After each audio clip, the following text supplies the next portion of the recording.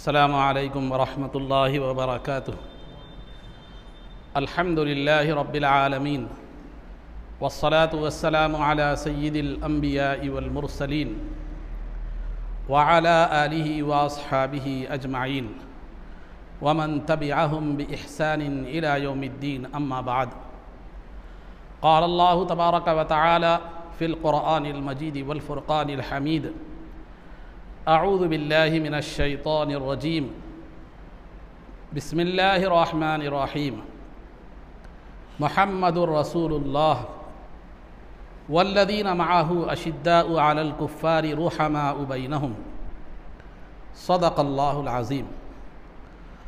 क़ाल अल्लाहु तबारक व तआला फ़िल क़ुरआनिल मजीद वल फ़ुरक़ानिल फ़ी शानि हबीबिही सल्लल्लाहु अलैहि वसल्लम। इन्नल्लाह व मलाइकतहु युसल्लूना अलन नबिय्य या अय्युहल्लज़ीना आमनू सल्लू अलैहि व सल्लिमू तस्लीमा।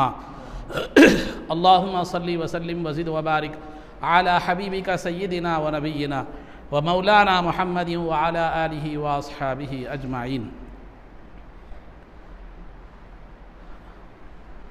अज़ीज़ान मोहतरम, नबी पाक सल्लल्लाहु अलैहि वसल्लम की सुहबत बाफ़ैज़ से जिन लोगों ने सरफराज़ी हासिल की, जिन्होंने नूर नबूवत से अपने आप को मुनव्वर किया, जिन्होंने तरबियत मुस्तफ़ा से अपने आप को आरास्ता किया,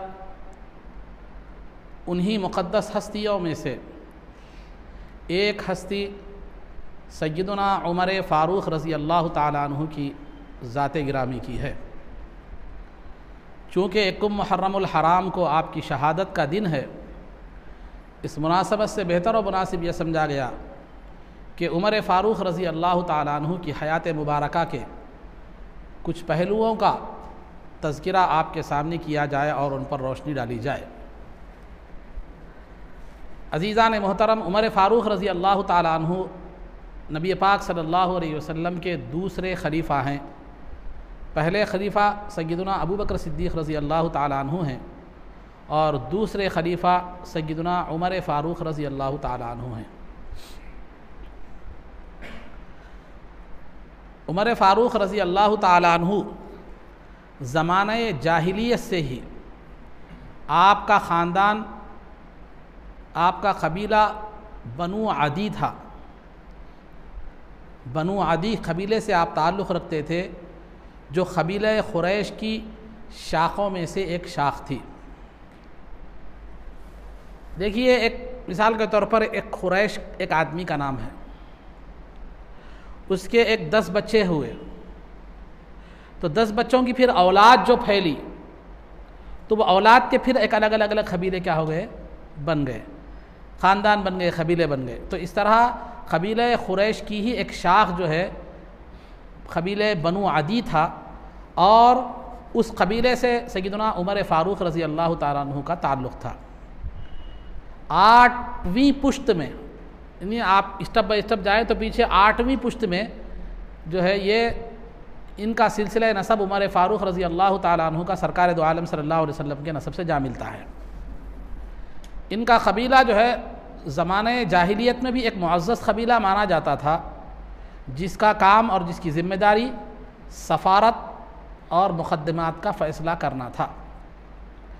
सफ़ारत कहते हैं जब दोनों कबीलों में या दोनों मुल्कों में कुछ इख्तिलाफ़ या हो जाए तो सुलह की जो कोशिशें की जाती हैं, उसके लिए यहाँ से कुछ लोग जाते हैं, वहाँ से कुछ लोग जाते हैं, बाद में एक दोनों के दरमियान बैठकर एक बात होती है, एक नतीजे पर क्या करते हैं, ये पहुँचते हैं। तो ये जो सुलह की जो कोशिश की जाती है, ये जो जो ये मामला अंजाम दिया जाता है, इसको सफ़ारत कहते हैं, और जो बात करने के लिए जो लोग जाते हैं उसको सफ़ीर कहते हैं। तो आपका जो ख़ानदान कबीला था वो सफ़ारत और मुक़द्दिमात जो झगड़े हो जाते हैं तो उसका फ़ैसला करना, यानी जजमेंट जिसको हम कहते हैं, वो काम किया करता था आपका फ़ैसला, आपका कबीले की वो खुसूसियत थी। चूँकि उमर फ़ारूक रज़ी अल्लाह ताला अन्हु का जो है ज़रिए माश इस्लाम से पहले तिजारत था, तो तिजारत की वजह से जो है ना आपने मुख्तलिफ़ ममालिक का सफ़र किया था। तो मुख्तलिफ़ ममालिक का सफ़र करने की वजह से हर तरह के लोगों से मामलादारी पड़ी, मामला पेश आया, तिजारत में हर तरह से लोगों से साबिक़ा पड़ा। तो लिहाजा इन सफ़रों ने पहले ही फ़ितरतन बासलाहियत शख्स थे, आली दिमाग शख्सियत थे, बहुत आला दिमाग रखने वाले शख्सियत थे, बहुत सी सलाहियतें आपके अंदर थी, लेकिन इन सफ़रों ने आपको सोने पर सुहागे का काम अंजाम दिया और आपके तजुर्बे और मामले को समझना, उसको हल करने के मामले की कैफियत में और जो है ना इजाफ़ा हो गया। तो लिहाजा आपकी इन्हीं सलाहियतों के पेश नज़र उस ज़माने में, ज़माना जाहिलियत में लोगों ने आपको सफ़ीर और फ़ैसलों के मुक़द्दिमात के, झगड़ों के मुक़द्दिमात और के फ़ैसलों के लिए आपको जो है ना मुतय्यन फरमाया। तो लिहाजा आपका काम ये था कि ज़माना जाहिलियत में सफ़ारत का काम, क़बीलों के दरमियान इख्तिलाफ़ात होता तो सुलह का काम करते थे और मुक़द्दिमात झगड़े वगैरह होते तो उसके फ़ैसले फरमाया करते थे। ये उमर फ़ारूक रज़ी अल्लाह तआला अन्हु। तो ज़माना जाहिलियत में भी आप एक मुअज़्ज़ज़ शख्सियत थी और ज़रिए माश तिजारत था, और जिन फ़नों में आपको महारत हासिल थी, फ़न सिपाहगिरी यानी तलवारबाजी वगैरह में जो जंगी फ़नून होते हैं उसमें महारत हासिल थी, और तकरीर में महारत हासिल थी। जब इस्लाम मक्के मुकर्रमा में ज़ाहिर हुआ, सरकार ने ऐलान नबूवत फरमाया, तो उस वक्त उमर फ़ारूक रज़ी अल्लाह ताला अन्हु सफ़ारत और फ़ैसलों के मुक़द्दिमों के फ़ैसले का जो जज का जो हैसियत होती है उस पर फाइज थे। जब इस्लाम आया तो उमर फ़ारूक रज़ी अल्लाह ताला अन्हु जिस तरह अबू जहल, अबू रहब और दीगर कुफ़ार मक्का ने इस्लाम और मुसलमानों के साथ दुश्मनी निभाई और इस्लाम से नफ़रत की, उमर फ़ारूक रज़ी अल्लाह ताला अन्हु का एक दौर ऐसा भी गुजरा है कि वो आप इस्लाम से, सरकार से और मुसलमानों से क्या करते थे, नफ़रत किया करते थे। जिस तरह दूसरे सरदार जो है मुसलमानों को अज़ियत और तकलीफ़ देते थे, इसी तरह जो है ना उमर फ़ारूक रज़ी अल्लाह ताला अन्हु भी मुसलमानों को तकलीफ़ और अज़ियत दिया करते थे। लेकिन एक काबिल शख्सियत थी, बासलाहियत शख्सियत थी, मामले को समझना और फ़ैसला करने की सलाहियतें उनके अंदर बहुत ज़्यादा खूब थी। तो अल्लाह रब्बुल सरकार दो आलम सल्लल्लाहु अलैहि वसल्लम की ये तमन्ना और आरज़ू, बल्कि ये दुआ थी कि आप दुआ करते थे कि पहले तो आपने ये दुआ की कि अल्लाहुम्मा अइज़्ज़िल इस्लाम बि उमर इब्न हिशाम व बि उमर इब्न ख़त्ताबी, कि ऐ अल्लाह उमर बिन हिशाम यानी अबू जहल या उमर बिन ख़त्ताब के ज़रिए से जो है ना इस्लाम को तक़वियत अता फ़रमा। फिर बज़रिए वही सरकार को बतला दिया गया कि ये अबू जहल अज़ली बदबख्त है, वो ईमान लाने वाला नहीं है। तो फिर आपने ख़ास तौर पर उमर फ़ारूक रज़ी अल्लाह ताला अन्हु के लिए दुआ फरमाई कि ऐ अल्लाह अइज़्ज़िल इस्लाम बि उमर इब्न ख़त्ताबी ख़ासतन, इस्लाम को उमर बिन ख़त्ताब से गलबा अता फ़रमा। तो बहरहाल सरकार की दुआ बारगाह रब्बुल इज़्ज़त में मकबूल हुई और हालात ऐसे बने कि उमर फ़ारूक रज़ी अल्लाह ताला अन्हु ईमान ले आए। अब ईमान लाने का वाक़या भी तवील है, इससे पहले मैंने ज़िक्र किया है ये वाक़यात। मुख्तसर बात यह है कि अभी ईमान लाने से पहले हुज़ूर अकरम जो है ना उमर फ़ारूक रज़ी अल्लाह ताला अन्हु के पास कायनात में सबसे मबगूज़ तरीन, सबसे ज़्यादा नफ़रत वाली अगर कोई ज़ात थी तो वह सरकार दो आलम सल्लल्लाहु अलैहि वसल्लम की थी। तो एक मरतबा आपने देखा कि चलो ये मोहम्मद सल्लल्लाहु अलैहि वसल्लम का काम ही तमाम कर देंगे, ये मसला, ये झगड़ा ही ख़त्म हो जाएगा। तो लिहाजा नौज़ुबिल्लाह सरकार को शहीद करने के इरादे से निकल पड़े, लेकिन दरमियान में जो है वो आपको ख़बर दी गई कि आपकी बहन फ़ातिमा बिनते ख़त्ताब, बहन वही सईद बिन ज़ैद भी मुसलमान हो चुके हैं। तो मुसलमान होने की इत्तला मिलते ही जो ज़ात सरकार उमर रज़ी अल्लाह ताला अन्हु के बाद सरकार की ज़ात दुनिया की सबसे नापसंदीदा ज़ात थी, और जब ख़बर मिली कि अपनी ही बहन और बहन भाई क्या किए हैं, उन पर ईमान ला चुके हैं, तो आग बगोला हो गए और फिर बहन और बहन भाई की तरफ चल पड़े। चलो पहले इनका ही काम निपटा लेते हैं, बाद में जो है ना ये करते हैं। तो उस वक्त जब आप पहुँचे तो बहन और बहन भाई की घर से तिलावत कुरान की आवाज़ आ रही थी। उसके बाद दरवाज़ा खटखटाया और अंदर दाखिल हुए। दाखिल होने के बाद जो है ना बहन और बहन भाई को इतना मारा कि वो बेढम और निढाल हो गए, और आपकी बहन का चेहरा खून से लहूलुहान हो गया। तो बहन ने जज्बे ईमानी के साथ कहा कि ऐ अल्लाह के दुश्मन, तुझे जो समझ में आए कर ले, लेकिन हम इस्लाम को छोड़ने वाले नहीं, जिस दीन को हमने इख्तियार किया है उसको छोड़ने वाले नहीं हैं। तो वो उमर फ़ारूक रज़ी अल्लाह ताला अन्हु जिनके पास सबसे नफ़रत वाला अगर कोई दीन था तो दीन इस्लाम था, और सबसे नफ़रत वाली ज़ात अगर कोई थी तो वह ज़ात मुस्तफ़ा सल्लल्लाहु अलैहि वसल्लम थी। लेकिन बहन और बहनवई की इस्तिक़ामत, अज़्म इस्तिक़लाल और हरारत ईमानी को देख कर वो जो है ना कत्ल के इरादे से आए थे, मारने के इरादे से आए थे, तो फिर जो है ना ये सोचने पर मजबूर हो गए कि आखिर इस दीन में क्या बात है जिसके मानने वाले जान देने के लिए तैयार है लेकिन छोड़ने के लिए तैयार नहीं है। तो यहां मैं आप एक बात काबिल गौर ये बतलाता चलो, वो मुसलमान थे, वो मुसलमान थे जिनके हरारत ईमानी, इस्तिक़लाल ईमानी, इस्तिक़ामत ईमानी को देखकर गैर भी सोचने पर मजबूर हो जाते थे कि ये दीन में ऐसी क्या बात है जो जान देने से भी जो है ना ये लोग गुरेज नहीं करते और उस दीन को छोड़ने के लिए तैयार नहीं है। वो मुसलमान थे।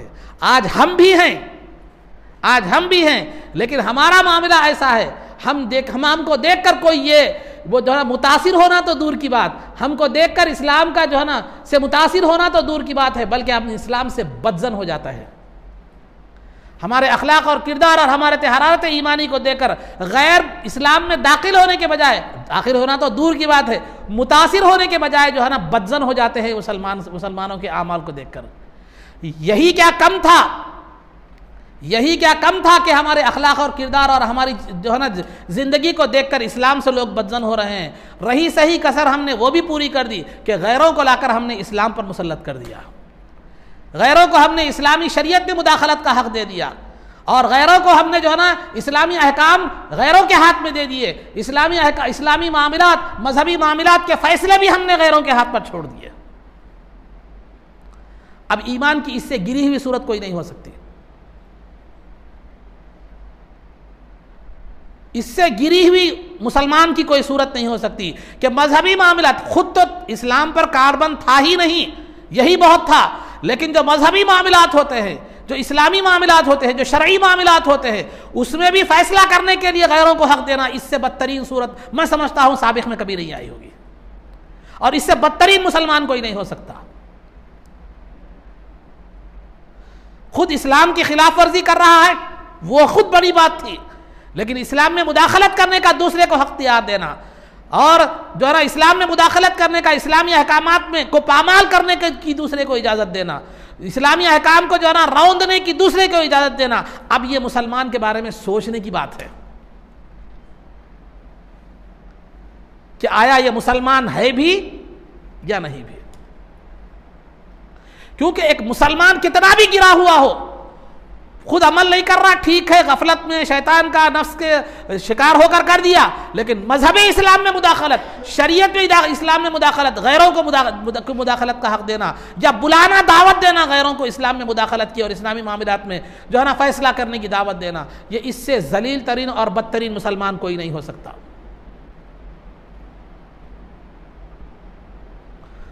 बल्कि मैं ये कहता हूं बिला मुबालगा, वो उन गैर मुस्लिमों से भी बदतर है ये, क्योंकि वो अपने मजहबी मामलात में किसी मुसलमान को मुदाखलत करने नहीं देते। वो तो अपने मजहब पर गलत सही जो भी है, लेकिन वो इतने तो अपने मजहब पर मजबूत है कि वो गैर की मुदाखलत को पसंद नहीं करते। मुसलमानों का हरारत ईमानी उससे भी ज्यादा, बाज ऐसे भी उससे भी ज्यादा बदतर हो चुका है कि उनके अंदर उनके मजहब के हवाले से जो हरारत ईमानी है उतनी भी बाकी नहीं रही। अब बताइए वो बेहतर है, ये बेहतर है? मजहब के एतबार से नहीं बता रहा हूं मैं, हरारत ईमानी, मजहबी हरारत के एतबार से बता रहा हूं। बहरहाल वो सईद बिन ज़ैद, फातिमा बिन्त खत्ताब थे जिनको देखकर, जिनके इस्लामी जो है ना हरारत को देखकर उमर फारूक रजी अल्लाह तआला अन्हु जैसे जान के दुश्मन भी सोचने पर मजबूर हो गए कि आखिर इस मजहब में क्या है कि ये लोग जान की भी परवाह नहीं कर रहे हैं और जान जाए चली जाए लेकिन मजहब छोड़ने के लिए तैयार नहीं है। तो उमर फारूक रज़ी अल्लाह तआला ने बहन से कहा, लाओ वो किताब जो तो पढ़ रहे थे वो दो, मैं देखना चाहता हूँ। बहन ने कहा, तू नापाक है, नहीं कर सकता, कुरान को नहीं छू सकता, लिहाजा गुस्ल कर। बाज़ रिवायतों में वुज़ू गुस्ल के अल्फाज भी आए हैं, गुस्ल के अल्फाज भी आए हैं। तो लिहाजा आपने जब गुस्ल पढ़ा उसके बाद किया, उसके बाद वो किताब, चूँकि कुरान आज जिस शक्ल में है वैसी शक्ल में तो नहीं थी, वो एक हिस्सा था, तो सूरह ताहा पढ़ रहे थे, तो सूरह ताहा की तिलावत, वो जो हिस्सा था जो और जिस पर लिखा हुआ था वो उन्होंने, बहन ने पेश की। तो उमर फारूक रज़ी अल्लाह तआला अन्हु ने जब पढ़ी, ताहा मा अंज़लना अलैकल कुरआन लितशक़ा इल्ला तज़किरतन लिमन यख़शा, जो पढ़ते उसके बाद आ गए इस आयत पर कि इन्ननी अनल्लाहु ला इलाहा इल्ला अना फ़अबुदनी व अक़िमिस्सलाता लिज़िक्री, कि मैं ही खुदा हूँ, मैं ही अल्लाह हूँ और मेरे अलावा कोई खुदा नहीं है, बस मेरी इबादत करो और जो है ना मेरी ज़ियाद के लिए नमाज को क़ायम करो। जब इस पर पहुँचे तो दिल की दुनिया में इनक़िलाब आ गया, दिल की दुनिया में इनक़िलाब आ गया। उसके बाद जो हुजूर अकरम सल्लल्लाहु अलैहि वसल्लम को शहीद करने का इरादा लेकर निकले थे, फिर बारगाह मुस्तफ़ा की तरफ गुलाम बनने के इरादे से चल पड़े। जान लेने आए थे, जान देने की कैफियत लेकर चल पड़े। उस वक्त सरकार दो आलम सफ़ा मरवा की जो पहाड़ी है वहाँ पर कुछ मकानात थे पहले, तो वहाँ ज़ैद बिन अरक़म रज़ी अल्लाह तआला अन्हु का मकाम घर भी था, मकान भी था। सरकार वहाँ पर तशरीफ़ फरमाते, सहाबा भी थे। उमर फ़ारूक रज़ी अल्लाह तआला अन्हु आ रहे हैं, सबको मालूम था दुश्मन इस्लाम है, सरकार के भी दुश्मन है। तो सहाबा को फ़िक्र दामनगीर हुई कि कहीं आकर सरकार को नुकसान न पहुँचा दे।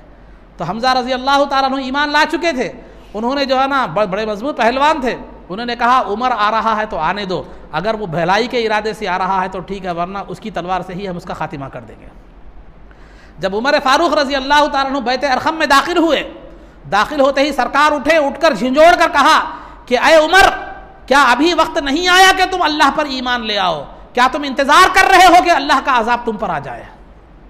तो कहा कि या रसूल अल्लाह, ईमान लाने की खातिर ही आया हूँ। अशहदु अल्ला इलाहा इल्लल्लाह व अशहदु अन्ना मुहम्मदर रसूलुल्लाह पढ़कर आप मुसलमान हो गए। जब उमर फ़ारूक रज़ी अल्लाह तआला अन्हु मुसलमान हो गए तो सहाबा ने एक जोश ईमानी के साथ नारे तकबीर बुलंद किया, मक्के की गलियाँ गूंज पड़ी। और जिब्रील अमीन ने आकर कहा कि या रसूल अल्लाह, आज उमर के इस्लाम की वजह से आसमान वाले भी खुश हैं। ये उमर का ईमान था। उसके बाद सोहबत रसूल ने ईमान और वो कमाल पैदा किया कि एक मरतबा रसूल पाक सल्लल्लाहु अलैहि वसल्लम ने ख्वाब में देखा कि कुछ लोग आ रहे हैं, किसी का कुर्ता सीने के बराबर है, किसी का कुर्ता नाफ के बराबर है, किसी का घुटने के बराबर है। एक शख्स को सरकार ने देखा कि उसका कुर्ता जो है ना ज़मीन पर घसीटता हुआ आ रहा है। तो ताबीर पूछी गई सरकार से, तो कहा कि वो उमर हैं जो घसीटता हुआ जिनका जो है कुर्ता आ रहा है, वो उमर हैं। और ये कुर्ते का लांबा होना ये ईमान की अलामत है। जिसका कुर्ता जितना है उसका ईमान उतना है, और उमर का ईमान जो है ना इतना कामिल है कि वो उमर का कुर्ता ज़मीन पर घसीट रहा है, तो गोया इनका ईमान बहुत ज़्यादा कामिल है। उनके ईमान की कमाल की सरकार ने जो है ना सनद अता फरमाई। उसके बाद उमर फ़ारूक रज़ी अल्लाह तआला अन्हु ने कहा, या रसूल अल्लाह, क्या हम हक़ पर नहीं हैं? तो कहा बिल्कुल हक़ पर है। तो फिर ये छुप छुप कर नमाजें क्यों, छुप छुप कर इबादत क्यों? मक्के हरम में गए, हरम में नमाज अदा फरमाई। उसी वजह से सरकार दो आलम सल्लल्लाहु अलैहि वसल्लम ने उनका लक़ब फ़ारूक अता फरमाया। उसके बाद जो है सरकार दो आलम सल्लल्लाहु अलैहि वसल्लम के साथ ज़िंदगी भर साथ रहे, ज़िंदगी भर जो है ना आपके साथ बड़े बड़े मारिकों में, बड़ी बड़ी जंगों में जो है ना आप शरीक रहे।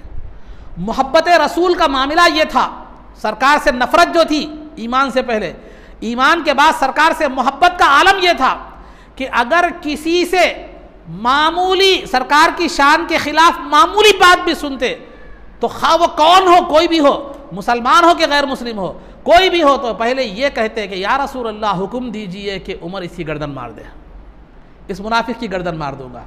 मोहब्बत रसूल का आलम यह था कि मामूली भी जो है ना सरकार की शान में खिलाफ मामूल बात को भी बर्दाश्त नहीं करते थे। वो मुनाफिक का और यहूदी का मामला तो वाक़या तो आपके सामने है, उलमा से आप सुनते रहते हैं। और एक वाक़या सुनिए, उमर फ़ारूक रज़ी अल्लाह तआला अन्हु सरकार के जो है ना खुसर भी थे, यानी आपकी साहिबजादी हफ्सा रज़ी अल्लाह तआला अन्हा जो है वो सरकार के निकाह में थी, उम्महातुल मोमिनीन में थी। एक मरतबा का वाक़या हुआ कि सरकार उम्महातुल मोमिनीन से कुछ नाराज़ हो गए, नाराज़ होकर आपने अलहदगी इख्तियार फरमाई, उम्महातुल मोमिनीन से अलहदगी जो है ना इख्तियार फरमाई। तो जाहिर सी बात है सरकार जो नाराज़ होते हैं, कभी शरीयत के मुताबिक कोई चीज़ ना हुई हो तो अपनी ज़ात के लिए तो नाराज़ नहीं हुए थे, तो लिहाजा कुछ नामुनासिब बात उनसे हो गई थी, तो सरकार ने किनारा कशी क्या की थी, इख्तियार कर ली थी। उस दौरान उमर फ़ारूक रज़ी अल्लाह तआला अन्हु को सरकार से मिलने के लिए कोई ज़रूरत पेश आई, सरकार से मिलने के लिए कोई ज़रूरत पेश आई। तो जो है ना उमर फ़ारूक रज़ी अल्लाह तआला सरकार के पास गए, जाकर आने की इजाज़त तलब की। तो एक मरतबा, दो मरतबा, सरकार ने कई मरतबा इजाज़त तलब की तो सरकार ने इजाज़त नहीं दी। तो उमर फ़ारूक रज़ी अल्लाह तआला अन्हु ने यह समझा कि उमर अपनी बेटी की सिफारिश लेकर मेरे पास आया है, लिहाजा आपने इजाज़त इस वजह से नहीं दी, ऐसा उमर फ़ारूक रज़ी अल्लाह तआला अन्हु ने समझा। उमर फ़ारूक रज़ी अल्लाह तआला अन्हु ने यह समझा कि सरकार मुझे इजाज़त इसलिए नहीं दे रहे हैं कि मैं अपनी बेटी की सिफारिश लेकर उनके पास आया हूँ, ये समझकर मुमकिन है सरकार इजाज़त नहीं दे रहे होंगे। तो आपने पुकार कर कहा, या रसूल अल्लाह, उमर अपनी बेटी की सिफारिश लेकर आपके पास नहीं आया है, उमर की बेटी उमर, आपसे ज्यादा उमर की बेटी उमर के पास अजीज नहीं है, आप हुक्म दे हफ्सा की गर्दन अभी मार दूंगा। उमर अपनी बेटी की सिफारिश लेकर नहीं आया है, उमर के पास कायनात में आपसे ज्यादा अजीज कोई चीज नहीं है, बेटी की सिफारिश नहीं, अगर आप कह दें हफ्सा के लिए हाँ भी गर्दन मार दूंगा, उमर ये नहीं देखेगा कि हफ्सा उमर की बेटी है। यह मोहब्बत का मामला था सरकार से, मोहब्बत का मामला था। और इल्म का मामला क्या था कि आप इल्म का मामला खुद सरकार ने फरमाया था कि अल्लाह ने इन्नल्लाह जअलल हक़्क़ अला लिसानी उमर व क़ल्बिही, अल्लाह ने उमर के जुबान और दिल पर हक को जारी कर दिया है। उनके दिल में जो बात आती है वो भी हक है, जुबान पर जो आती है वो भी हक है। अल्लाह ने जब उमर फारूक रजी अल्लाह तआला अन्हु की कई ऐसी राय हैं जिनके मुताबिकत में कुरान नाजिल हुआ था। फिर आजिजी व इनकिसारी का आलम यह था, ये कहा करते थे कि कुल्लुन नासी आलमु मिन उमर, कि जो है ना तमाम के तमाम लोग उमर से ज़्यादा जानने वाले हैं और उमर सबसे कमतर जानने वाला है, इल्म रखने वाला। ये आजिजी का मामला था। और खौफ इलाही का मामला ये था कि बाज़ वक्त जन्नत की खुशखबरी दुनिया में दे दी गई थी, जन्नती होने की खुशखबरी दी गई थी, लेकिन आप जन्नत की खुशखबरी सुनकर जो है ना बेपरवाह नहीं हो गए, लापरवाह नहीं हुए, बल्कि खौफ का आलम यह था कि बास औक़ात कहते थे अय अल्लाह मैं एक तिनका होता तो अच्छा था कि जिससे कोई मुआखज़ा और हिसाब किताब ना होता, काश के मैं दुनिया में पैदा ही ना होता तो अच्छा था, तो तेरी बारगाह में खड़े होकर हिसाब की ज़रूरत पेश नहीं आती थी। और एक मर्तबा आपने ये भी फरमाया अगर अल्लाह रब्बुल इज़्ज़त आसमान से ये निदा कर दे कि ज़मीन के तमाम लोग जन्नती हैं सिवाय एक शख्स के कि उससे मुआखज़ा किया जाएगा, उससे पूछ की जाएगी, तो उमर समझेगा कि वो एक शख्स उमर है। खौफ व खशियत का ये आलम था। जन्नत की खुशखबरी ज़ुबान मुस्तफ़ा से मिल गई थी। मुख्तार कायनात में खूब जो है ना ये खबर दी थी कि उमर फिल जन्ना, उमर जन्नत में है, लेकिन जन्नत की खुशखबरी मिलने के बावजूद भी खौफ व खशियत का आलम यह था। उस्मान गनी रजी अल्लाह तआला अन्हु को जन्नत की खुशखबरी मिल गई थी, लेकिन जब किसी खबर पर या खबरस्तान पर जाते, किसी खबर पर खड़े होते तो इतना रोते कि दाढ़ी तर हो जाती। कहाँ है वो हमारी उनका मुकाबला देखिए। हम जो है ना मैं जो है ना हमारा हाल ऐसा हो गया, बिलखुसूस मैं सुन्नियों की बात कर रहा हूँ, मैं कादरी हूँ, मैं जन्नत में मेरी सीट बुक हो गई, मैं गौसे पाक का गुलाम हूँ, मेरी जन्नत में सीट बुक हो गई, मैं ख्वाजा अजमेरी का गुलाम हूँ, मेरी जन्नत में सीट बुक हो गई। ये ज़ुबानी दावे काम नहीं करते, वो अमल पेश करो। उन्होंने मुस्तफ़ा जाने रहमत की बशारत जन्नत की देने के बाद भी उसके बाद ज़िंदगी आप उनकी देखेंगे तो खौफ में और इजाफा हुआ, अमल में और इजाफा हुआ और लिल्लाहियत में और इजाफा हुआ। वहाँ तकिया करके नहीं बैठे। हमारे पास ना अमल है, ना ईमान सही है, ना अकीदा सही है, ना अमल है, दुनिया परस्ती भरी हुई है, हलाल व हलाल की तमीज़ नहीं है, लेकिन मैं गौस का गुलाम हूँ, मैं जन्नती हूँ, मैं ख्वाजा का गुलाम हूँ, मैं जन्नती हूँ। ये दावे, ये शैतानी वसवसा है और शैतान ने तुमको धोखे में डाल दिया है।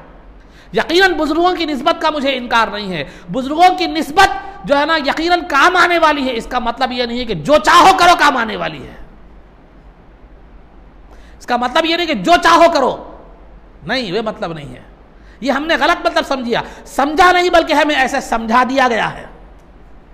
हथेली में जन्नत दिखा दी गई है, तो गौसे पाक का जो है ना मुहिब है, जा तेरी जन्नत तेरे लिए, तू पी खा, जिना कर, शराब पे, हराम खारी कर, कुछ भी कर, लोगों को चुना लगा, कुछ भी कर, नहीं, ऐसी बात नहीं है। गौसे पाक की निस्बत का तकाजा यह है कि उनकी ज़िंदगी को अपनाया जाए। ख्वाजा मोइनुद्दीन चिश्ती रहमतुल्लाह अलैह का तकाजा यह है कि उनकी ज़िंदगी को अपनाया जाए। अशरा मुबश्शरा हैं, सहाबा रसूल हैं, दामाद रसूल भी हैं, रसूल सरकार के खुसर भी हैं, जन्नत की खुशखबरी मिल गई, लेकिन अमल में कोई कोताही नहीं हुई, ज़िंदगी में कोई कोताही नहीं है, बल्कि खौफ व खशियत और बढ़ गई। क्या सरकार की बशारत पे उन्हें यकीन नहीं था? और खशियत क्यों बढ़ गई? सरकार की बशारत पर उन्हें यकीन नहीं था, यकीन था, लेकिन उनकी सोच ये थी कि सरकार ने करम नवाजी से बशारत तो दे दी, लेकिन हमें उसके काबिल भी हमें बनाना है।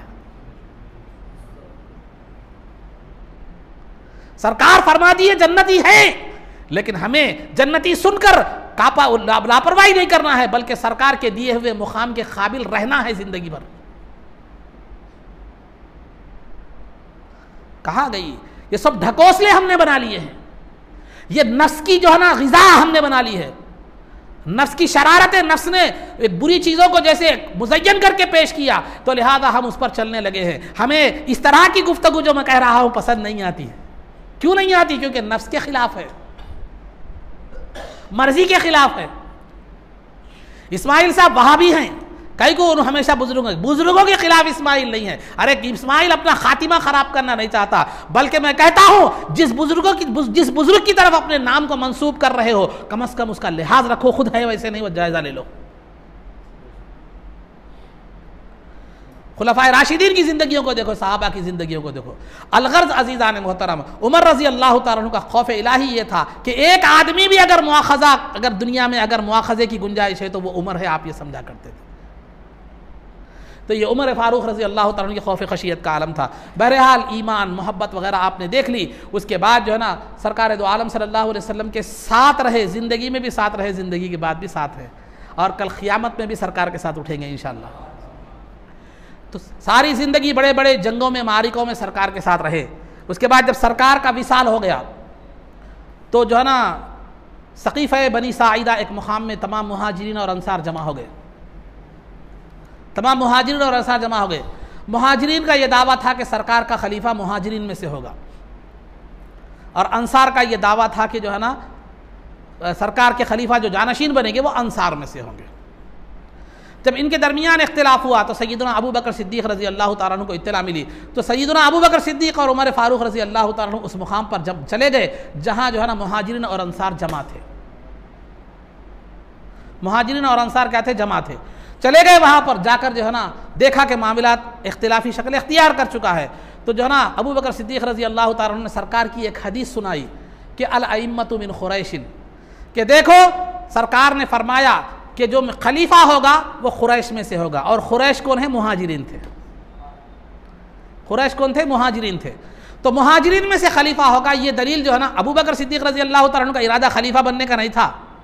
वो झगड़ा जो हो रहा था, इख्तिलाफ, झगड़े से बोला हमारा तरह झगड़ा नहीं, इख्तिलाफ जो हो रहा था कि अंसार कह रहे थे कि खलीफा हम में से होगा, मुहाजिरीन कह रहे थे कि खलीफा हम में से होगा। तो अबू बकर सिद्दीक़ रज़ी अल्लाह तआला अन्हु इस इख्तिलाफ को ख़त्म करने के लिए आपने सरकार की हदीस सुनाई कि जो है ना सरकार ने खुद फरमाया कि मेरे बाद मेरा खलीफा किस में से होगा? मुहाजिरीन में से होगा। तो ठीक है, अंसार हट गए, अब मुहाजिरीन में से कौन बनना है खलीफा? अब फिर ये मसला पैदा हो गया। तो उमर फ़ारूक रज़ी अल्लाह तआला अन्हु ने सबके सामने अलल ऐलान अबू बकर सिद्दीक़ रज़ी अल्लाह तआला अन्हु के हाथ पर बैत कर ली और कहा कि मैं आपको खलीफतुल मुस्लिमीन, सरकार का खलीफा मानता हूँ। सरकार ने जिनको अपनी गैर मौजूदगी में नमाज का इमाम बनाया, हम भी उनको अपना खलीफा मानते हैं। तो आपके बैत करने के बाद किसी में इनकार की गुंजाइश नहीं रही, और इख्तिलाफ इस तरह मुहाजिरीन के दरमियान भी कौन खलीफा बनेगा वो इख्तिलाफ भी ख़त्म हो गया। ये सैयदना उमर फ़ारूक रज़ी अल्लाह तआला अन्हु का तर्ज़ अमल था।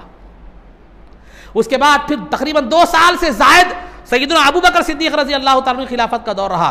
2 साल में हर मामले में अबू बकर सिद्दीक़ रज़ी अल्लाह तआला अन्हु के साथ रहे उमर फ़ारूक रज़ी अल्लाह तआला अन्हु। का वो जंग का मामला हो, कोई भी मामला हो, अबू बकर सिद्दीक़ रज़ी अल्लाह तआला अन्हु को राय का मामला हो, ताउन का मामला हो, हुकूमती मामलात में ताउन का मामला हो, कोई भी जो है ना एक जो है ना राइट हैंड दस्ते बाजू बनकर रहे उमर फ़ारूक रज़ी अल्लाह तआला अन्हु। जब अबू बकर सिद्दीक़ रज़ी अल्लाह तआला अन्हु के जो है ना विसाल का वक्त आया, वफ़ात का वक्त आया, तो जब आपके विसाल का वक्त आया तो आने के बाद अबू बकर सिद्दीक़ रज़ी अल्लाह तआला अन्हु ने बिला किसी झिझक के उमर फ़ारूक रज़ी अल्लाह तआला अन्हु को अपना खलीफा बना दिया अपने आखिरी अय्याम में। आप खलीफा बनाने के बाद अबू बकर सिद्दीक़ रज़ी अल्लाह तआला अन्हु ने तो खलीफा बना दिया था, लेकिन आप खलीफा बनाने के बाद जो है बाज़ लोगों को एक ख्याल पैदा हुआ। उमर रज़ी अल्लाह तआला अन्हु के मिजाज में सख्ती थी, मगर अपनी ज़ात के लिए नहीं, शरीयत के लिए। शरीयत के मामला में आप कोई कॉम्प्रोमाइज़ और कोई झोल पसंद नहीं करते थे। तो वो सख्ती को देखकर जो है ना बाज़ लोगों को ख्याल हुआ कि अबू बकर जो है ना एक सख्त मिजाज शख्स को अपना खलीफा बनाकर जा रहे हैं। ये बात सैयदना अबू बकर सिद्दीक़ रज़ी अल्लाह तआला अन्हु तक पहुंची। तो अबू बकर सिद्दीक़ रज़ी अल्लाह तआला अन्हु ने क्या कहा जवाब में? मैं अल्लाह की बारगाह में जा रहा हूँ और उसकी बारगाह में कहूँगा कि परवरदिगार, रूए ज़मीन पर सबसे बेहतर शख्स को मैंने अपना खलीफा बनाकर आया। रूए ज़मीन पर सबसे बेहतर शख्स को मैंने अपना खलीफा बनाकर आया है। तो लिहाजा उसके बाद वो मामला थम गया। उमर फ़ारूक रज़ी अल्लाह तआला अन्हु खलीफा बने और तकरीबन 10 साल से जो है ना तकरीबन 10 साल से ज़ायद आपका दौरे खिलाफत रहा। जुमादा सानिया 13 हिजरी में आपकी जो है ना खलीफा बने, और फिर ज़ुल्हिज्जा के आखिरी अय्याम में 27 वगैरह को आपका हमला हुआ, आप पर हमला हुआ, एक दुश्मन ने हमला किया, और 1 मुहर्रम को आपकी शहादत हुई।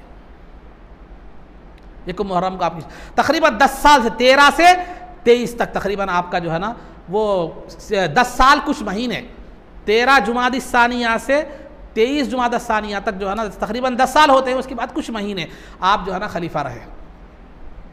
तो अजीज़ान मोहतरम, खिलाफत का दौर बड़ा सुनहरी दौर था, वो तफसीलात में मैं नहीं जाऊँगा, लेकिन चीज़ा चंद बातें आपके सामने बताऊँगा। उमर फ़ारूक रज़ी अल्लाह ताला अन्हु का दौर खिलाफत बड़ा सुनहरी दौर था, किसी को पर मारने की इजाज़त नहीं थी। आज जिस तरह CCTV कैमरे और आज दुनिया इतनी जो है ना टेक्नोलॉजी में इतनी वो हो गई है कि हर जगह कोई भी जो है ना गबन नहीं कर सकता, जो है ना कोई भी जो है ना वो नहीं कर सकता, कोई चोरी वगैरह नहीं कर सकता। ये उमर फ़ारूक रज़ी अल्लाह ताला के दौर में ये सब नहीं थे, मगर बराबर वो जो है ना वो सख्ती बराबर थी, और वो जो है ना बराबर वो नज़र वैसी कड़ी नज़र बराबर थी, वैसी निगहबानी ज़्यादा थी। उमर फ़ारूक रज़ी अल्लाह ताला अन्हु के दौर खिलाफत के हवाले से मैं बातें आपको बयान करता चलो। आपके ज़माने में सुपर पावर हुकूमतें जैसे आज अमेरिका और रूस है, सुपर पावर और जो है ना हुकूमतें जो रूम, ईरान यानी जिसको खैसर और किसरा कहा जाता था, और शाम, इराक़, बहुत से बड़े बड़े ममालिक जो है ना फतह हुए आपके ज़माने में, बहुत सी जंगें हुई, बहुत सी फतूहात हुई, और बहुत से बड़े बड़े ममालिक जो है ना आपके हिंदुस्तान की सरहद से लेकर जो है ना अफ्रीका तक जो है ना ये इस्लाम के दायरे में ये चीज़ें आ चुकी थी। और जहाँ जहाँ इस्लामी हुकूमत आई, जंगें हुई, जो भी हुई, फतह हुई एक इलाके, तो उमर फ़ारूक रज़ी अल्लाह ताला अन्हु का दौर खिलाफत भी एक जो है ना कि में बहुत सारी जंगें हुई, दुनिया के एक बड़े हिस्से पर आपने जो है ना अपनी सल्तनत कायम की। दूसरी तरफ आप दुनिया में और बड़े बड़े लोगों को देखेंगे, सिकंदर आज़म को भी देखेंगे, उसने दुनिया का बहुत बड़ा इलाका जो है ना कब्जा किया था। और फिर जो है ना चंगेज़ खान को भी आप तारीख़ पढ़ेंगे, उसने भी बहुत बड़ा इलाका फ़तह किया था। तैमूर ने भी बहुत बड़े इलाके फ़तह किए थे। दुनिया के बहुत बड़े इलाके फ़तह करने वालों में जहाँ ये 3 लोग भी हैं, वहीं उमर फ़ारूक रज़ी अल्लाह ताला अन्हु की ज़ात गिरामी भी है। लेकिन फ़र्क क्या है वो बताता चलो मैं आपको। उमर फ़ारूक रज़ी अल्लाह ताला अन्हु के ज़माने में जितनी जंगें हुई उन तमाम जंगों में एक खतरा खून का नाहक नहीं बहा, एक कतरा नाहक खून नहीं बहा। अरे इंसान का नाहक खून तो बहना तो दूर की बात, खेतियां और फलदार दरख्तों को भी नुकसान नहीं पहुंचाया गया, क्योंकि स्ट्रिक्टली उमर फ़ारूक रज़ी अल्लाह ताला ने बिल्कुल ताकीदी तौर पर अपनी फ़ौज को हुक्म दिया था कि जब कहीं भी जंग का मौका आ जाए, न औरतों को हाथ लगाना, न बच्चों को हाथ लगाना, न कमज़ोरों और माजूरों को हाथ लगाना, न खड़ी हुई खेतियों को नुकसान पहुँचाना, न फलदार दरख्तों को नुकसान पहुँचाना। तुम्हारी जंग सामने वाले मद्दे मुकाबिल दुश्मन से है, उसी से है ना, उससे हट कर नहीं। एक मरतबा का वाक़या है कि आपकी इस्लामी फ़ौज ने गलती से एक गैर मुस्लिम के खेत पर को रौंद दिया, तो गैर मुस्लिम का खेत खराब हो गया। फौज के चलने, क्योंकि जो है ना अहकामात तो थे, लेकिन गलती से एक गैर मुस्लिम के जो है ना उसमें रौंद दिया गया आपका खेत, ये गैर मुस्लिम का खेत रौंद दिया गया, आपकी फौज ने उसको रौंद दिया, खुंदल दिया। तो जब मालूम हुआ उमर फ़ारूक रज़ी अल्लाह ताला अन्हु को, तो आपने जो है ना 10,000 दिरहम ख़जाने, इस्लामी ख़जाने से आपने उस गैर मुस्लिम को अता किया। उसके नुकसान की पाबजाई इस्लामी ख़जाने से आपने फरमाई, क्योंकि इस्लामी फ़ौज की वजह से उसे नुकसान हुआ था। ये था उमर फ़ारूक रज़ी अल्लाह ताला अन्हु की फतूहात का मामला। फिर आइए चंगेज़ खान, सिकंदर आज़म की फतूहात को भी ज़रा देखिए। इन लोगों का मामला ये था कि जिस शहर में जाते खून की नदियां बहा देते थे, खोपड़ियों के ढिगार लग जाते थे, घर वीरान हो जाते थे, आबाद शहर वीरान हो जाते थे, बस्तियों की बस्तियां वीरान हो जाते थे, इंसानियत को जो है ना गाजर और मूली की तरह काटा जाता था। ये इन लोगों की जो है ना जंग का मामला था। ये उमर फ़ारूक रज़ी अल्लाह ताला का मामला था। ये जंगी हवाले से मैं आपके सामने, तो इतने इलाके फतह हुए, लेकिन एक खून नाहक, एक कतरा खून नहीं बहा, और ना कोई हरी खेती बर्बाद हुई, ना कोई फलदार दरख्त काटे गए। और उमर फ़ारूक रज़ी अल्लाह ताला अन्हु का जो है ना दौरे खिलाफत, जो उसमें तमाम फतूहात में सबसे अहम फतह थी बैतुल मुक़द्दस की फतह। तमाम फतूहात में सबसे अहम फतह थी बैतुल मुक़द्दस की फतह। बैतुल मुक़द्दस का जो शहर था उसको ईलिया कहा जाता है पुरानी ज़ुबान में। अच्छा, आज क्या नाम है उसका वल्लाहु आलम। तो जो है ना उसको वक्त ईलिया कहा जाता था। अब जो है ना इस्लामी हुकूमतों ने अम्र बिन आस और अबू उबैदा बिन जर्राह रज़ी अल्लाह ताला अन्हुमा ने जब बैतुल मुक़द्दस को फ़तह करने के लिए जो है ना फ़ौजों को आगे बढ़ाया, तो ईसाई वहाँ पर मौजूद थे। ईसाइयों ने अपने क़िलों में बंद होकर जंग की, तो मुसलमान लश्करों ने क्या किया मालूम है, उसका मुहासरा कर लिया। घेराव कर लिया। घेराव करने के बाद वो आखिर में मजबूर हो गए, मजबूर होकर जो है ना सुलह कर लिए। कब तक रहेंगे? खिलाओ में खाना पीना ख़त्म हो गया, अब उसके बाद कब तक रहेंगे? बंद रहेंगे। तो लिहाजा उन्होंने सुलह पर मजबूर कर लिया। सुलह पर मजबूर हो गए, कॉम्प्रोमाइज़ पर आ गए, लेकिन उन्होंने एक शर्त रखी, जब सुलहनामा लिखा जाएगा तो अमीरुल मोमिनीन उमर फ़ारूक रज़ी अल्लाह तआला अन्हु भी यहाँ मौजूद रहेंगे। उन ईसाइयों ने ये शर्त रखी, जब सुलह लिखा जाएगा तो अमीरुल मोमिनीन भी यहाँ पर क्या करेंगे? मौजूद रहेंगे। तो ये खबर यहाँ के मुसलमान अफसरों ने वहाँ तक पहुँचा दी। मदीना हेडक्वार्टर था, अब वहाँ जाना है बैतुल मुक़द्दस सीरिया को। तो अमीरुल मोमिनीन ने आने की इजाज़त जो है ना आने का इजहार किया, आने का ख्याल ज़ाहिर किया। और जब अमीरुल मोमिनीन वहाँ से निकल गए, उमर फ़ारूक रज़ी अल्लाह तआला अन्हु निकल गए, तो बादशाह वक्त है, दुनिया की एक बड़ी सल्तनत का मालिक है, लेकिन जिस्म पर जो कपड़े हैं उस पर कई पेबंद लगे हुए हैं, और साथ में कोई फ़ौज नहीं है, एक सवारी है, एक ग़ुलाम है, और बारी बारी सवार हो रहे हैं। कभी ग़ुलाम सवार होता है और बादशाह वक्त नुकेल लेकर चलता है, कभी आप सवार होते हैं और जो है ना वो ग़ुलाम क्या करता है? लेकर। बारी बारी ये मामला चल रहा है सारे रास्ते में, कोई फ़ौज नहीं, कोई हिफाजती इंतजामात नहीं, कोई वो नहीं। दुनिया का सबसे बड़ा बादशाह, खैसर और किसरा की सुपर पावर हुकूमतें जिसके नाम से लरज़ जाया करती थी। जब गए तो वहाँ के जो लोग थे, जो बैतुल मुक़द्दस में जो ईसाई जो मुसलमान अफसरान थे, वो आगे आकर बैतुल मुक़द्दस से आगे बढ़कर एक मुक़ाम जाबिया पर आपके इस्तक़बाल के लिए खड़े हो गए। इस्तक़बाल के लिए खड़े हो गए। जब इस्तक़बाल के लिए खड़े हो गए, जब उमर फ़ारूक रज़ी अल्लाह तआला अन्हु आ रहे हैं फ़ातिहाना शान के साथ, तो क्या होता है? फातिहा, जब कोई बादशाह फ़ातिहाना शान के साथ किसी मुक़ाम पर दाखिल होता है अपने फ़तह किए हुए इलाके में, तो फ़ौज पूरी शान धूम तड़ाक के साथ जाता है, लेकिन वही फटे हुए कपड़े हैं। इत्तेफाक से ग़ुलाम की बारी बैठने की सवारी पर थी, खुद दुकेल पकड़ कर जा रहे हैं। ग़ुलाम ने कहा ठीक है, बारी बारी चलते रहे सफ़र में, अब यहाँ आपकी जो फ़ातिहाना शान के साथ जा रहे हैं लोग आपके इस्तक़बाल के लिए, कम से कम अब तो सवारी पर बैठ जाइए। तो अदले उमर ने कहा नहीं, जो बारी है वही होगी। जब पहुँचे तो मुसलमान अफसरान को देखा कि जो है ना वो बड़े बड़े रेशमी जो है ना जुब्बे वगैरह पहने हुए हैं। तो उमर फ़ारूक रज़ी अल्लाह तआला अन्हु आलम जलाल में आकर अफसरान से कहा, क्या तुम्हें इस्लाम की सादगी पसंद नहीं आई? क्या तुमने इस ज़ाहिरी ज़र्ख़ बर्क़ के लिए इस्लाम की सादगी को छोड़ दिया? तो उन अफसरान ने कहा कि हमने ये जो पहना है ये एक मसलहत के तहत पहना है। फिर उन्होंने अपने जुब्बे उठाकर बताए तो वही फटा पुराना सादा लिबास था, वही तलवारें थी। अय उमर रज़ी, अय खलीफतुल मुस्लिमीन, हमने इस्लाम की सादगी को तर्क नहीं किया, बल्कि हमारे अंदर वही इस्लामी सादगी आज भी बाकी है। फिर उसके बाद वहाँ मुआहदा तय पाया ईसाइयों के दरमियान और उमर फ़ारूक रज़ी अल्लाह तआला के दरमियान, उमर फ़ारूक रज़ी अल्लाह तआला अन्हु के दरमियान। तो ईसाइयों ने उमर फ़ारूक रज़ी अल्लाह तआला अन्हु से ख्वाहिश ज़ाहिर की कि यहूदी हमारे साथ नहीं रहेंगे, यहूदी हमारे साथ नहीं रहेंगे। तो लिहाजा फ़ैसला ये किया गया कि यहूदी जो है ना यहाँ पर नहीं रहेंगे। ईसाइयों के कहने पर ही यहूदियों को वहाँ से निकाल दिया गया। और जब तक उमर फ़ारूक रज़ी अल्लाह तआला के ज़माने के बाद भी खुलफ़ाए राशिदीन बल्कि सल्तनत उस्मानिया तक भी यहूदियों को वहाँ आबाद होने नहीं दिया गया, बशर्त मगर यहूदी उसकी साजिश में बराबर रहे इसराइल को बनाने की। उसके बाद इसराइल क़ायम हुआ और फिर उसके बाद जो है ना फिर वहाँ से अब जो हालात हुए आपको मालूम है दुनिया में क्या हो रहा है। उसके बाद से अमन व अमान ख़त्म। तो अज़ीज़ान मोहतरम, तो ईसाइयों के ताल्लुक़ से ये रेजोल्यूशन, ये मुआहदा तय पाया उमर फ़ारूक रज़ी अल्लाह तआला ने, ये करारदाद मंजूर की कि देखिए कभी भी किसी भी इलाके को फ़तह करते हैं तो तीन चीज़ें अहम होती हैं। जिस इलाके को आप फ़तह किए हैं वो आपके मातहत आ गए वहाँ के लोग, तो उनके तीन हुकूक बुनियादी होते हैं, एक जान का हक़, एक माल का हक़, एक मज़हब का हक़। तो उमर फ़ारूक रज़ी अल्लाह तआला ने मुआहदे में वो तीन हुकूक भी उनको दिए।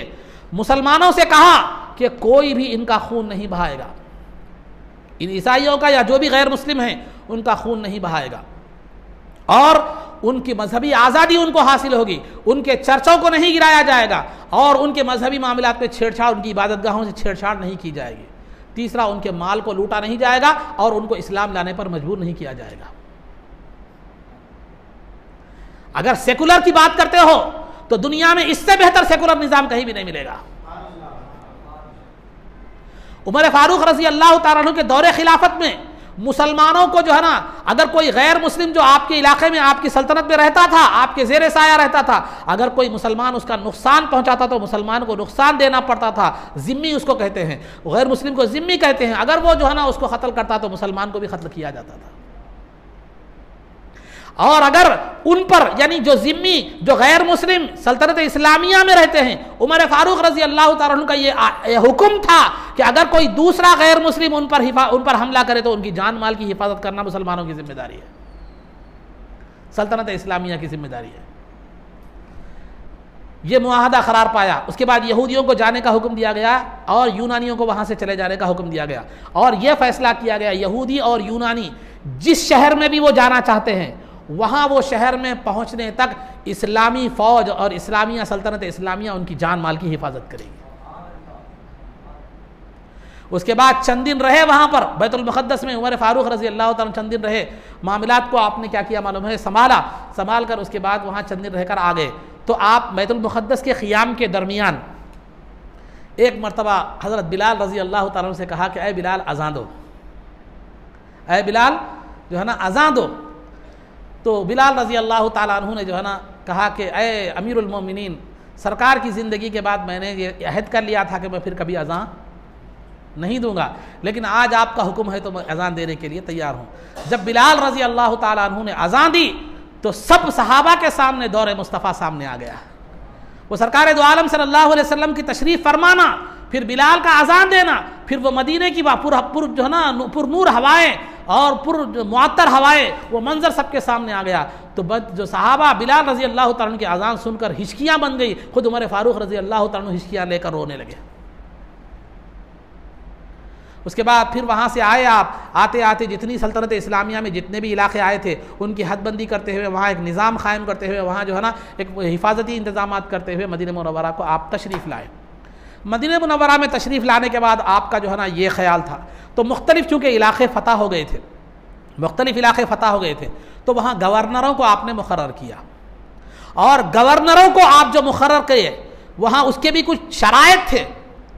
गवर्नर को जब आप मुकर्रर करते तो गवर्नर से कहते कि तू तुर्की घोड़े पर सवारी नहीं करेगा, यानी उस ज़माने में तुर्की घोड़े उम्दा घोड़े माने जाते थे।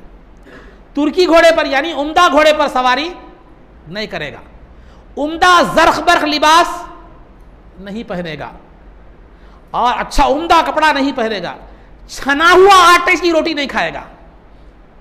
छने हुए आटे की रोटी किसको है ये हुक्म? गवर्नर को। छने हुए आटे की रोटी नहीं खाएगा। और जो है ना दूसरा तीसरा जो है, तेरा दरवाजे पर कोई नौकर नहीं रहेगा, कोई निगहबान नहीं रहेगा, कोई होमगार्ड नहीं रहेगा, हमेशा के लिए तेरे दरवाजे खुले रहेंगे, रियाया जब चाहे तेरी बारगाह में हाजिर हो जाए, रियाया के लिए कोई रोक टोक नहीं रहेगी। और तेरा लाइफ स्टाइल आम लोगों की तरह होगा, रॉयल टाइप में तो जिंदगी नहीं गुजारेगा। और फिर जब किसी आमिल को गवर्नर को भेजते तो उसका हिसाब किताब लिखा हुआ होता, क्या क्या चीजें वो ले गया यहाँ से, कि क्या क्या साजो सामान ले गया। जब वापस आता वो गवर्नर और उतना ही सामान होता तो ठीक है, उससे ज्यादा होता तो बैतुल माल में दाखिल कर दिया जाता। ये गवर्नर थे। और तमाम गवर्नरों के लिए सख्त हिदायत थी कि वो हज के मौके पर मक्के मुकर्रमा में हाजिर होंगे। और फिर तमाम लोगों को खुले आम दरबार लगता और शिकायतों की इजाज़त होती। कोई भी जो मुसलमान, जो किसी इलाके के जो मुसलमान होते, अगर जो है ना वो किसी गवर्नर की शिकायत करते, सामने गवर्नर को रखकर पूछा जाता था क्या तुम्हारी शिकायत ये आ रही है क्या नहीं है। अगर सही होती शिकायत तो फिर उसे गवर्नर को सबके सामने अलग ऐलान सजा दी जाती थी। और गवर्नर जो है ना, बाज़ गवर्नरों के ताल्लुक से ये शिकायत आई कि इन्होंने बड़ी बड़ी कोठियाँ बना ली है, वो बना ली है। तो उमर फारूक रज़ी अल्लाह ताला अन्हु ने अच्छे कपड़े पहनने की ममानत थी, अच्छे कपड़े पहनने की गवर्नर को। बाज़ गवर्नरों के ताल्लुक से शिकायत आई अवाम की तरफ से कि ये बड़े ज़र्ख बर्ख उम्दा लिबास पहनते हैं। तो जो है ना उमर फारूक रज़ी अल्लाह ताला ने तहकीक की, लोगों से पूछा तो सही निकली वो बात। तो उस गवर्नर को टाट का लिबास पहनाकर बकरियाँ चराने पर आपने मामूर फरमा दिया। किसी के ताल्लुक से ये शिकायत आई कि इन्होंने बड़ी हवेली बनाई है, तो लिहाजा वो चूंकि अहकामात उमरी के खिलाफ था तो इसीलिए आपने वो हवेली जलाने का हुक्म दे दिया। ये थी उमर फारूक रजी अल्लाह ताला के गवर्नरों के तकर्रुर के मामले में। और गवर्नर को क्या क्या इख्तियारात होते, वो जब गवर्नर किसी मुकाम पर जाता तो वो इख्तियारात गवर्नर के पूरे पढ़कर सुनाए जाते थे कि गवर्नर को सिर्फ हुकूमत की तरफ से ये ये अथॉरिटी है, ये इख्तियारात है, ये इख्तियारात है।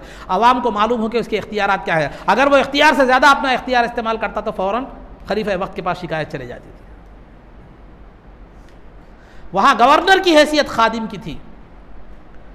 और अदालतों का मामला ये था, अदालतों में जब जज का तकर्रुर आप करते तो वो इल्म, दीन की समझ रखने वाला, तकवा और तहारत वाला होना तो ये तो कंपलसरी था। साथ ही साथ मालदार और ख़ानदानी और इज्जतदार आदमी को बतौर जो है ना जज के मुकर्रर किया जाता था। क्यों? इसलिए कि मालदार आदमी अगर होगा तो उसे पैसे की ज़रूरत नहीं होगी, रिश्वत नहीं लेगा। ख़ानदानी और मुअज़्ज़ज़ इज्जतदार शख्स होगा तो वो किसी के रोब में, किसी के प्रेशर में आकर फैसला नहीं करेगा। चुनांचे मदीने का गवर्नर आपने ज़ैद बिन हारिस रज़ी अल्लाह तआला अन्हु को मुकर्रर फरमाया। कूफा का गवर्नर अब्दुल्लाह इब्न मसऊद और काजी शुरैह को आपने मुकर्रर फरमाया। ये लोग ऐसे जज थे कि अगर खलीफा वक्त का भी अगर केस जो है ना अगर उसमें आता, किसी में अदालत में आता, तो खलीफा वक्त को भी एक आम हैसियत से उसका साथ मामला और उसके साथ ट्रीट करते थे। ये है इस्लामी अदालती निज़ाम जो उमर फारूक रज़ी अल्लाह तआला ने जो है ना कायम फरमाया था। बहुत सी सूरतें, बहुत सी जो है चीज़ें हैं। सबसे पहला इस्लाम जो है ना जेल खाना बनाने वाली भी ज़ात उमर फारूक रज़ी अल्लाह तआला। मस्जिद नबवी की तोसी भी आपके उसमें हुई। बहरहाल बहुत से मामलात हैं। आपने जो है ना सबसे पहले अपने एक मजलिस शूरा कायम की थी। जो अक्लमंद दानिश्वर लोग, जो मामला फ़हम लोग हैं, जो जीनियस लोग हैं, उनकी जो है ना एक मजलिस कायम की थी कि उनके मशवरे से हर काम अंजाम दिया जाता था। कभी कभार ज़रूरत पेश आती तो आवाम से भी मशवरा लिया जाता था। आज दुनिया आप फिरिए, बाज़ हुकूमतें कोई काम करना हो तो आवाम से भी मशवरा लेती हैं, नेट पर क्या कर देती हैं, ऑनलाइन आपको हम ये प्रोजेक्ट बना रहे हैं, इसमें आपका क्या मशवरा है। दुनिया में ऐसी भी हुकूमतें हैं। तो पब्लिक का जो रिप्लाई आता, क्योंकि कौन पब्लिक में कौन कितना काबिल होता नहीं मालूम, तो फिर जिसकी जो आरा बेहतर होती है उसको क्या है कबूल कर लिया जाता। तो उनके उमर फारूक रज़ी अल्लाह तआला के दौरे खिलाफत में गवर्नर खादिम होता, पब्लिक जो है ना राजा होती है। ये कैफियत थी उमर फारूक रज़ी अल्लाह तआला के दौरे खिलाफत। फिर रियाया का के साथ आपका जो हुस्न सुलूक, रियाया परवरी जो आपकी थी, उसकी एक दो मिसालें देते हो, एक मिसाल देते हुए अपनी गुफ्तगू समेट लेता हूँ। आप रात के जो है ना वक्त में लिबास बदल कर एक आम आदमी की तरह क्या करते थे, अपनी रियाया का जायज़ा लेते थे कि मेरी रियाया कैसी चल रही है। एक मरतबा मदीने से 3 मील के फासले पर गए, रात में देखा घर में जो है ना, एक घर में है, चूल्हा जला हुआ है, हांडी चल रही है, हांडी जो है ना पक रही है, बच्चे बिलक बिलक कर रो रहे हैं। आपने जाकर उस खातून से पूछा, मालूम नहीं, पहचानती नहीं, खलीफा वक्त है, मगर आम हालत में आम आदमी के उसमें गए, वो खातून पहचानी नहीं। आपने पूछा बच्चों को क्यों रुला रही हो, तो उसने कहा कि घर में खाने के लिए अनाज नहीं है, बच्चों को चूल्हे पर हांडी चढ़ाकर जो है मैं तसल्ली दे रही हूँ, खाना पक रहा है। तो उमर फारूक रज़ी अल्लाह तआला अन्हु आंखों से आंसू निकल गए। अरे उमर, तेरे दौर में अगर रियाया का ये हाल है तो खुदा की बारगाह में क्या जवाब देगा। तो लिहाजा फ़ौरन गए, असलम नामी ग़ुलाम था, उसको साथ लिया, बैतुल माल से अनाज की, घी की और जो भी ज़रूरतें खाने की होती हैं, आटे की बोरियां ली और अपने ऊपर उठाया। ग़ुलाम ने कहा कि खलीफतुल मुस्लिमीन, आप ये बोझ क्यों उठा रहे हैं, ग़ुलाम हाजिर है, मैं ले जाऊँगा। तो आपने कहा कल क़ियामत के दिन मेरा बोझ तू नहीं उठाएगा। खुद उठा कर ले गए। वहाँ पर वो उनको वो जो भूखा घर था वहाँ पर दिया वो अनाज देकर जो है ना, जब तक वो पककर खाकर बच्चों के बिलकने की आवाज़ खामोश नहीं हुई, जब तक बैठे रहे। और औरत ने कहा कि बेटा तू कितना बेहतरीन आदमी है, जो है ना खलीफा तू ही, अगर उमर खलीफा हमारा खलीफा तू होता तो क्या बेहतर बात होती। उस औरत ने कहा हमारा खलीफा उमर जो है ना, उसके बजाय तू खलीफा होता तो क्या बेहतर था। लेकिन उसे नहीं मालूम कि यही उमर खलीफा है। एक मरतबा मदीने से बाहर एक काफिला आया तो काफिले में जब गश्त के लिए गए, आप हालात जानने के लिए, तो एक बच्चा रो रहा था। ये वाक़या समझने से पहले एक मैं क़ानून बताता हूँ। उमर फारूक रज़ी अल्लाह तआला ने एक क़ानून पास किया था कि बच्चा जब माँ का दूध छोड़ देता है, माँ का दूध बच्चा छोड़ने के बाद से बच्चे के लिए वजीफ़ा इस्लामी हुकूमत की तरफ से जारी हो जाता था। बच्चे के लिए वजीफ़ा आता माहाना, माँ का दूध छोड़ने के बाद से, क्योंकि जब तक वो माँ का दूध पीता है माँ का इन्हिसार होता है, उसको कोई ज़रूरियात आगे पेश नहीं आती। तो माँ का दूध छोड़ने के बाद बच्चे को जो है ना इस्लामी हुकूमत से वजीफ़ा मिलता था, ये क़ानून था। एक मरतबा गए मदीना मुनव्वरा के पास, आगे काफिला था, वहाँ पर गए, जाकर जायज़ा लिया, जायज़ा लेते रहे तो बच्चा रो रहा था। तो आपने औरत से कहा, भेस बदल कर गए थे, लोग नहीं पहचानते, तो जो है ना कहा कि अय औरत, अय खातून, बच्चे को क्यों रुला रही है, उसे खामोश कर। उसके बाद वो कहकर आगे जायज़ा लेने के गए, फिर कर आए तो फिर बच्चा रो रहा था। तो आपने थोड़ा जलाली अंदाज में कहा कि बच्चे को क्यों रुलाती है, उसे खामोश कर, उसे क्यों रुलाती है। तो उस खातून ने कहा क्या करूं, हमारा खलीफा एक कानून पास किया है कि बच्चे को दूध छोड़ने के बाद वजीफा देगा, लेकिन मेरे पास मालो दौलत नहीं है, मालो दौलत की तंगी है, मेरे बच्चे को वजीफा दूध छोड़ने के बाद मिलने वाला है, लिहाजा मैं बच्चे को दूध छुड़ा रही हूं ताकि वजीफा जारी हो, और जो है ना मेरी जिंदगी की परेशानी क्या है, दूर हो, इसीलिए बच्चे को दूध छुड़ाने के लिए मैं उसको दूध नहीं पिला रही हूं, और वो बच्चा भूख की वजह से रो रहा है। तो आपकी आंखों में आंसू आ गए और कहा कि अय उमर, तूने ऐसे कितने बच्चों का खून पिया है, कितने ऐसे बच्चों को तूने दूध से महरूम किया है। फौरन कानून में तरमीम की और फरमाया कि पैदाइश के बाद ही से वजीफा हर बच्चे को मिलने लगे। ये थी उमर फारूक रजी अल्लाह तआला अन्हु की अदालत। और याद रखिए, हुकूमतें जो चलती हैं, हुकूमतों को जो सरसब्जी और शादाबी मिलती है, वो इंसानियत के हुकूक की अदायगी और अदल इंसाफ की बुनियाद पर मिलती है। लेकिन जिन हुकूमतों में जुल्म अदल बढ़ जाता, अदल इंसाफ की जगह जुल्म आ जाता है और बर्बरियत आ जाती है, इंसानियत की अक़दार को पामाल किया जाता है, वो दुनिया सफ़े हस्ती से ऐसे ही मिट जाती है जैसे किताब के वर्क़ से हरफ गलत मिटा दिया जाता है। अल्लाह रब्बुल इज़्ज़त हर जालिम को मोहल्लत देता है। वो जालिम ये समझता है कि मैं जो चाहे करूंगा, मैं जो चाहे कर लूंगा, लेकिन अल्लाह रब्बुल इज़्ज़त उसे आजमाता है। लेकिन जब उसका मुआखदा और पकड़ होती है तो फिर सफ़े हस्ती से उसका नाम और निशान मिटा दिया जाता है। तो हुकूमतें जो चलती हैं वो अदल और इंसाफ की बुनियाद पर चलती है, इंसानियत की हमदर्दी और रवादारी पर चलती है, हुकूक की अदायगी पर चलती है। आज खुलफाए राशिदीन की हुकूमतों को देखो, उनकी खिलाफत को देखो, तो दुनिया अगर आज भी उनकी हुकूमतों को अपना ले, उनके कानून को, उनकी तर्ज ज़िंदगी को, तर्ज खिलाफत को अपना ले, तो दुनिया जन्नत का मंजर पेश करेगी। तो अज़ीज़ान मोहतरम, ये था उमर फ़ारूक रज़ी अल्लाह तआला अन्हु का दौरे खिलाफत, आपकी रियाया परवरी, आपका खौफ खशियत और आपकी आजिज़ी, और फिर आपका इल्म और आपका ईमान, जो है ना ये सरकार दो आलम सल्लल्लाहु अलैहि वसल्लम की अहादीस में जो है यही है कि यही वजह है कि सरकार ने फरमाया लौ कान बादी नबियुन लकाना उमर, अगर मेरे बाद कोई नबी होता, नबूवत का सिलसिला जारी होता, तो मेरे बाद बनने वाला अगर कोई नबी होता तो वो उमर होते हैं। लेकिन चूँकि नबूवत का सिलसिला ख़त्म हो चुका है तो लिहाजा उमर को अब नबी बनने की गुंजाइश नहीं है, लेकिन अगर होता तो फिर उमर होते हैं। तो लिहाजा अज़ीज़ान मोहतरम, इसी तरह जो है ना आपको ये सिलसिला जारी रहा, तकरीबन 10 साल कुछ महीने तक ये सिलसिला जारी रहा, और आखिर में जो है ना आपको एक पारसी ग़ुलाम जिसका नाम अबू लुलू फ़ेरोज़ था, उसने आपको क्या किया, जो है ना आप पर खंजर से हमला किया। आप नमाज में तशरीफ़ ले गए, नमाज पढ़ा रहे थे, पीछे से उसने जो है ना, उसका भी वाक़या पीछे भी उसकी सबब वजह बहुत है, लेकिन मैं मुख्तसर तौर पर रख रहा हूँ बात को। उसने पीछे से 6 वार अपने किए, आप पर किए, तो आप फ़ौरन गिर पड़े। अब्दुर्रहमान बिन औफ रज़ी अल्लाह तआला अन्हु ने आगे बढ़कर नमाज मुख्तसर पढ़ाई। वहाँ के लोगों ने जब उसको पकड़ना चाहा तो उसने कई लोगों को ज़ख्मी कर दिया। आखिर में एक आदमी ने उस पर जो है ना कंबल वगैरह डालकर उसको पकड़ लिया, तो उसने क्या कर ली, खुदकशी कर ली। जब उमर फ़ारूक रज़ी अल्लाह तआला अन्हु को मालूम, जब किसी कदर जो है ना होश आया, तो आपने फरमाया मेरा क़ातिल कौन है, कोई मुसलमान तो नहीं है? तो आपसे कहा गया नहीं, एक अबू लुलू फ़ेरोज़ नामी पारसी ग़ुलाम है। तो आपने अल्लाह की हम्द बयान की कि अल्लाह का शुक्र है कि मेरे खून से कोई मुसलमान का हाथ रंगीन नहीं हुआ।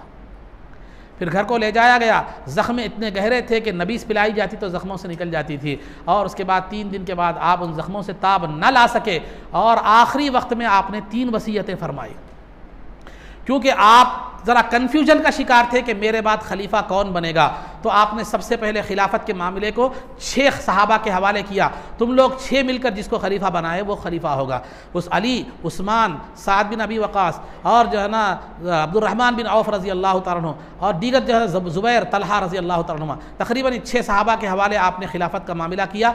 खिलाफत के मामले से सुबुकदोश होने के बाद बाज़ लोगों ने कहा आपके बेटे को आपका खलीफा बना दें, तो आपने कहा जिसे सही ढंग से तलाक देने नहीं आती वो मेरा खलीफा क्या बनेगा, मेरा बेटा खलीफा नहीं बनेगा। हाँ, मजलिस शूरा में बतौर मुशीर के शरीक हो सकता है, लेकिन खलीफा खिलाफत से उसको कोई सरोकार जो है ना नहीं होगा। उसके बाद आपने दूसरी वसीयत ये फरमाई कि जितने भी गैर मुस्लिम हैं उनके हुकूक़ का पासो लिहाज रखना।